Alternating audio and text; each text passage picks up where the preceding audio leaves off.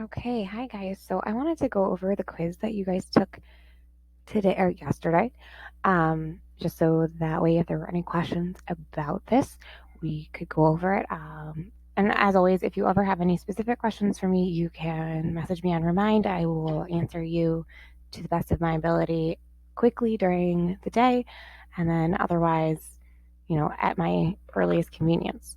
So there were 5 questions here. Really needed to look at the notes to answer these. So for question 1 is asking about the Northern Hemisphere. During which season does the Earth reach its greatest distance from the Sun? Okay, so we need to know about the Earth's orbit, and we need to know how it changes. So if we go back to the PowerPoint that you guys have, we see here the Earth's orbit is not a perfect circle, it's called an ellipse. So it is actually closest to the Sun on January 3rd and farthest on July 4th. Okay, and notice it's not a big difference here. It's only a difference of 5 million kilometers, which in space is not a big amount, but it's still not perfectly circular. So it is farthest from the Sun in July, which means the answer to number 1 would be A, because that is summer for us in the Northern Hemisphere. Number 2, on December 21st, at which latitude would an observer find the Sun directly overhead? So the observer would find the Sun. Wanted to circle this. Directly overhead on December 21st. We got to look at our PowerPoint again. So this is something we want to memorize. We want to know the information in this chart. Okay, because this is going to be a lot of the information we have to know for this particular unit.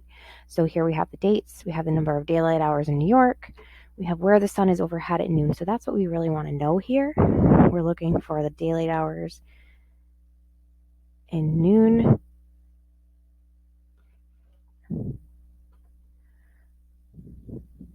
Where the Sun is directly overhead. So December 21st, 23.5 degrees south, Tropic of Capricorn.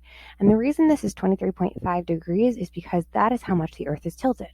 The Earth's tilted 23.5 degrees, so the latitudes are 23.5 degrees.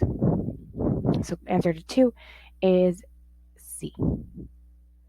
Number 3, which diagram below represents the illumination of the Earth on the first day of summer in the Northern Hemisphere?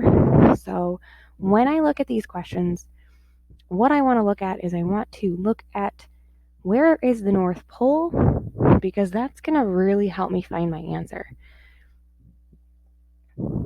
So I know on the first day of summer in the Northern Hemisphere, the North Pole gets 24 hours of daylight. So what that means is that the North Pole should be completely illuminated or all in light. So when I'm looking at these diagrams, okay, I want to look at where the North Pole is completely in the light. So here it's half in the light and half in the dark. For B, it's all in the dark. That means it's not getting any daylight at all as the Earth is rotating. In this image, the North Pole is all illuminated or completely in light, and even as it's spinning, it's never going to go into the dark. The South Pole is dark, so the answer here is going to be C, because I know on the first day of summer that the North Pole gets 24 hours of daylight.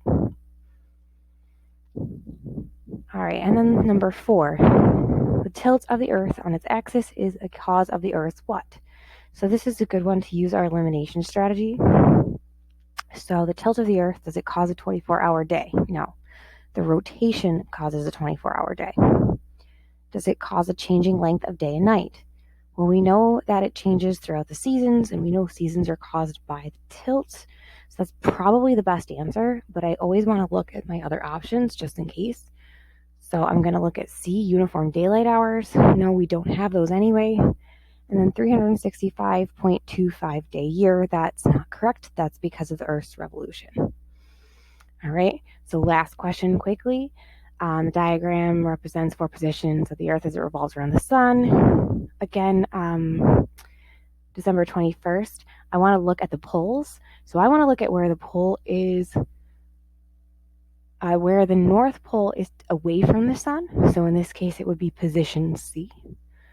So the answer here is going to be C. I'm sorry to rush, but my time is almost up here.